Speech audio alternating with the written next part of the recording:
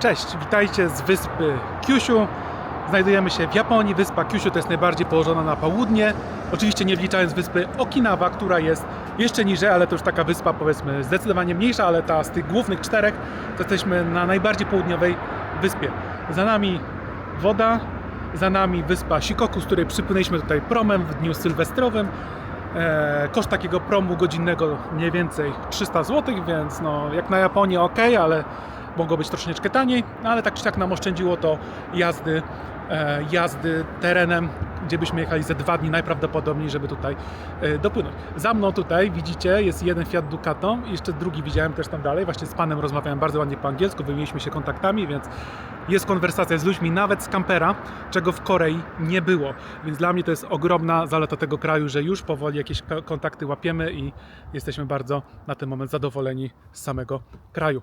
Znajdujemy się w miejscowości Oita, a tak naprawdę pomiędzy miejscowością Oita a Beppu, gdzie będziemy jechać właśnie w tym kierunku.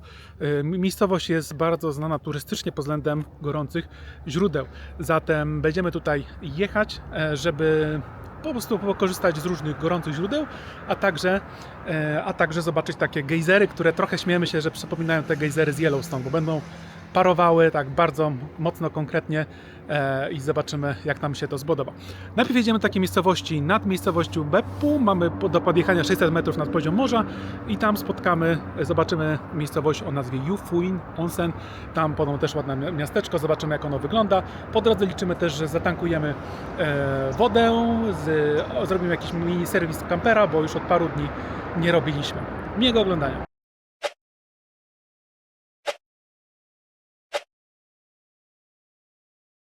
Jesteśmy na parkingu typu Michinoeki standardowo. Bardzo fajny parking, aczkolwiek bardzo blisko wody i 2 dni temu bardzo w nocy trzęsło autem, bardzo mocny wiatr. A ty co robisz? Dlaczego wyłazisz? Już jedziemy. Sami idź do Kasi. I na tym parkingu bardzo fajny sklepik, bardzo fajne produkty. Naprawdę w nocy jest praktycznie cały obłożony ten parking.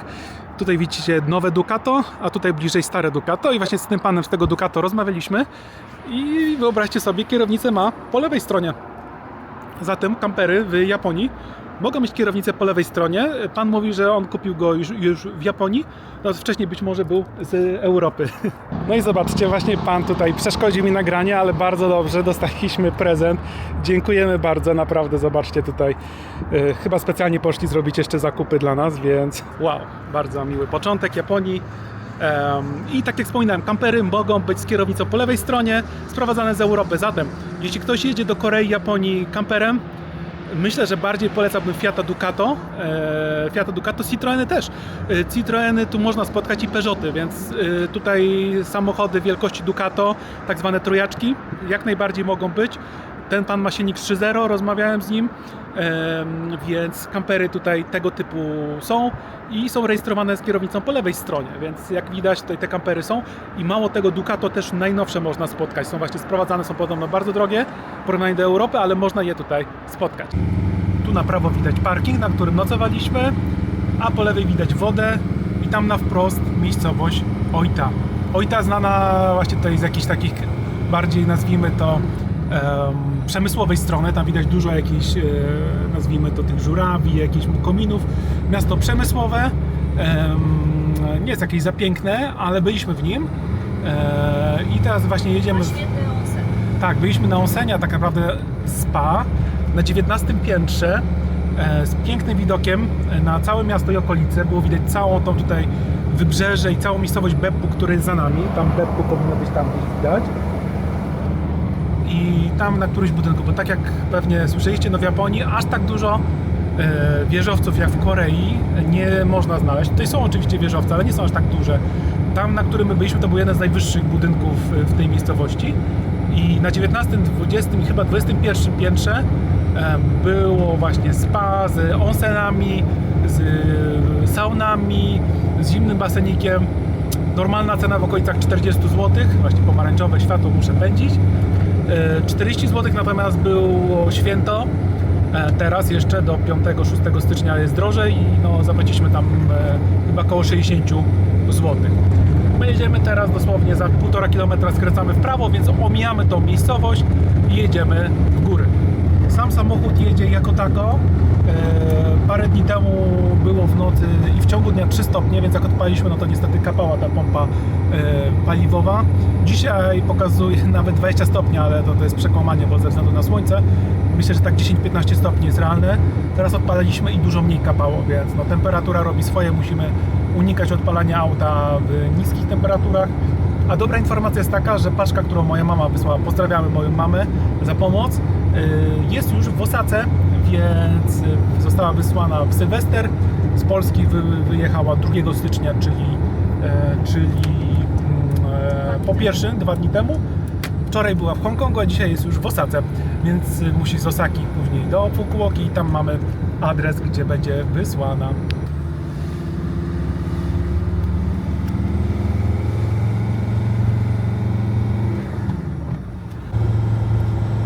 Idziemy pod górę, a na wprost widać szczyt.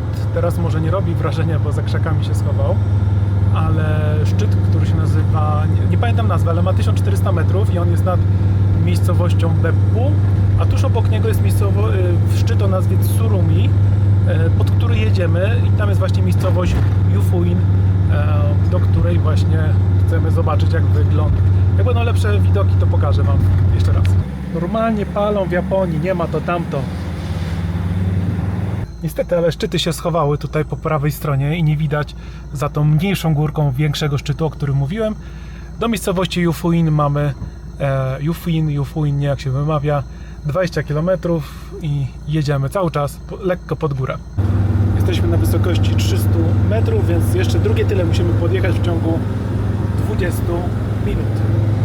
A sceneria jest naprawdę fajna.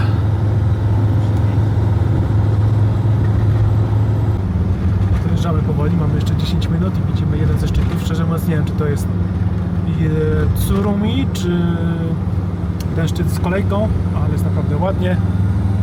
Droga jest w miarę, bywały gorsze fragmenty, w sensie tutaj gorszego asfaltu, ale co jakiś czas właśnie teraz mamy nawet pas dla slow traffic, więc tutaj no, to jest fajnie rozwiązane.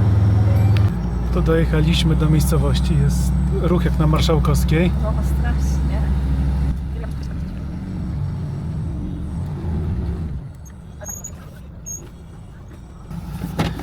Musimy się zmieścić. Kolejne kurde wąskie jakiś stansy. Coś tego? Nie.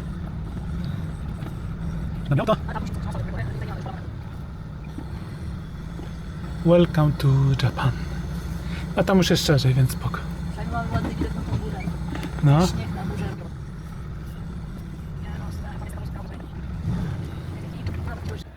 No to zaparkowaliśmy. Nasz samochód w miarę pasuje. No i to jest parking. Dzisiaj jest niestety weekend, więc jest droższy, ale zapłaciliśmy za niego poprzez kod QR. I zobaczcie sobie tutaj, można było płacić kartą Visa, Mastercard. Dla nas jeszcze PayPal by interesował, tutaj chyba Alipay, WeChat, jeśli się nie mylę, więc może 3-4 opcje by działały jeszcze Google Pay, ale nie korzystamy jeszcze, więc trzeba było kliknąć link, później tam, nie wiem, podać, czy jest weekend, czy dzień tygodnia, czy weekend. Wpisałem tam w którymś momencie nasze numery tablicy rejestracyjnych, część tylko, bo nie dało rady wpisać więcej jak 6 pozycji. I opłaciliśmy kartą Revoluta i wszystko pięknie działało. Mieliśmy na ten parking podjechać, ale tak nas wyprowadziło, jak widzieliście na nagraniu, że było ciasno. Mówię, dobra, biorę tutaj, co będzie, to będzie, są miejsca parkingowe, nie ryzykujemy. Więc tutaj był parking, na który chciałem dojechać. Tam normalnie są szlabaniki, więc tutaj byłoby na monety, a tutaj zapłaciliśmy przez aplikację i wygląda na to, że jest wszystko ok. Ogółem miejscowość jest bardzo turystyczna, ciężko było przejechać jakieś autobusy i tak dalej, ale daliśmy radę i idziemy na miasto.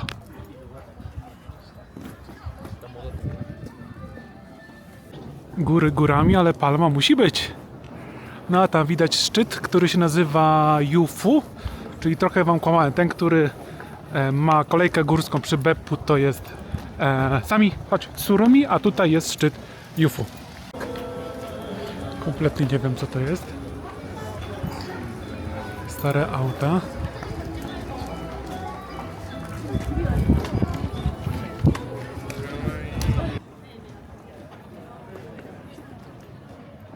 Muzeum Psów.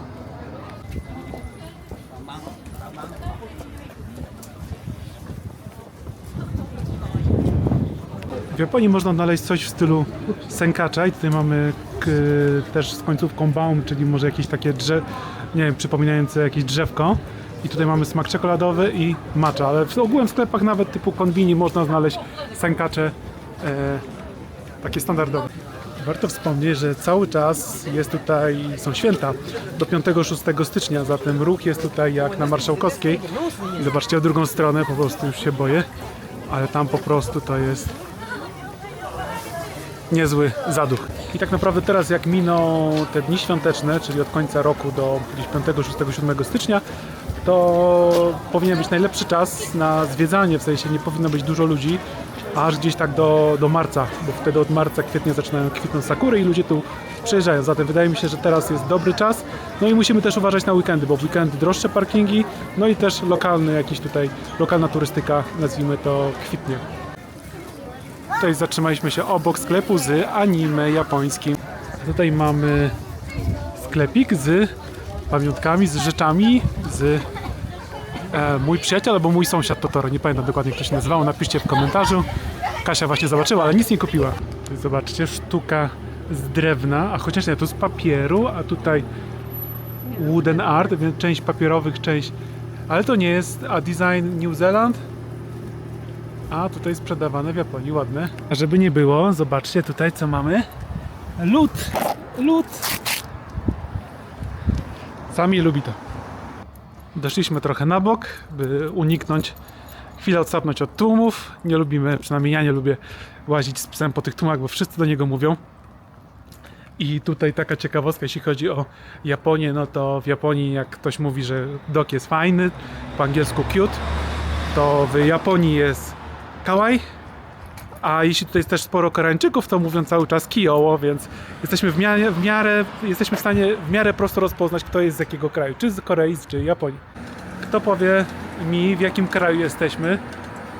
No definitywnie Japonia. Makieta ramenu. Toalety w Japonii są naprawdę wszędzie. Wszędzie są za darmo. Nawet tutaj taka ładna stylowa. My przyszliśmy z tej strony i idziemy, teraz tu jest jeszcze ładne tori na wjeździe, pan z rickshaw, a my idziemy w kierunku dworca kolejowego zobaczyć jak wygląda dworzec kolejowy i może jakąś małą przekąskę w Lawsonie zjeść.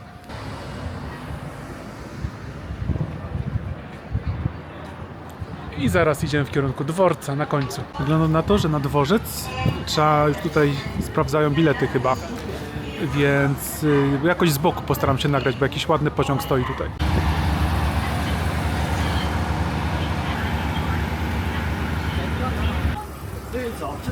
A tutaj zobaczcie, ciepła woda. Ciepła woda. Wow. Kąpiel dłoni, tak? Sami lubisz to? Ja to lubię. Chyba trochę średnio. Pół godziny później bez zmian. Sami i japoński pociąg ekspres. Pociąg będzie zaraz ruszał. Diesel.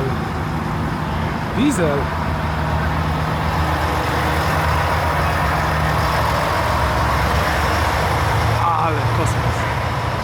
Czyli ten ekspres zielony to był jakiś specjalny pociąg, ale ten tutaj też na diesla, już widziałem go, Kyushu Railway Company, tak? Czyli po tej wyspie jakaś osobna jest firma. No, rewelacja. Zobaczyłem pociąg, fajny ekspres.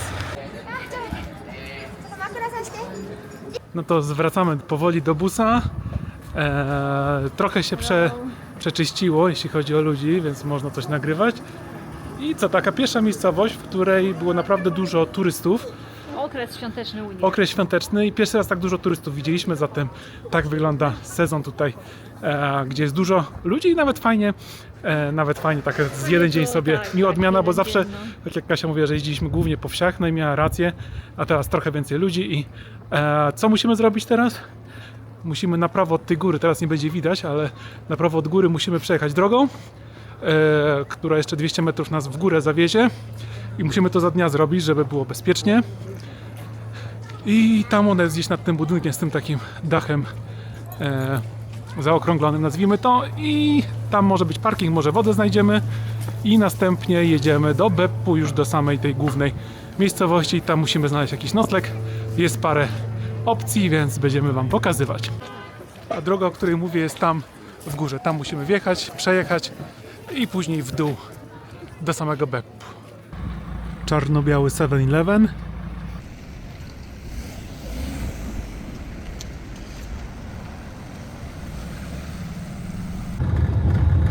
A my musimy tam w górę jechać obok tego szczytu Jufu. 200-300 metrów w górę. Jeszcze jest resztki słońca. Zobaczcie, jaki kolor to jest. Może trochę szyba, trochę zmienia, ale to jest tak żółte. Może wystawię na zewnątrz.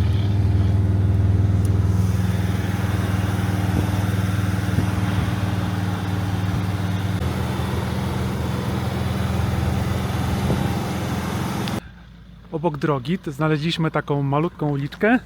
Zobaczcie, jaki parking. Piękny parking na nocleg. Ale ta żółć jest niesamowita. Można byłoby tu spać spokojnie.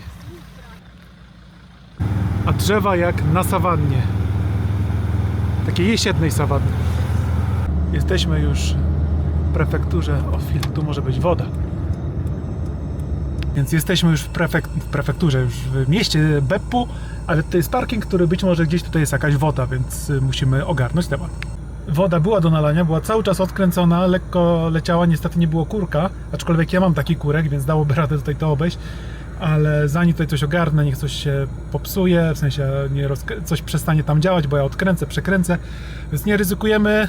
Jak tutaj widzicie, są miejscami resztki śniegu, bo jesteśmy na 900 metrów nad poziom morza, więc jedziemy, żebyśmy jak najbezpieczniej zjechali na dół.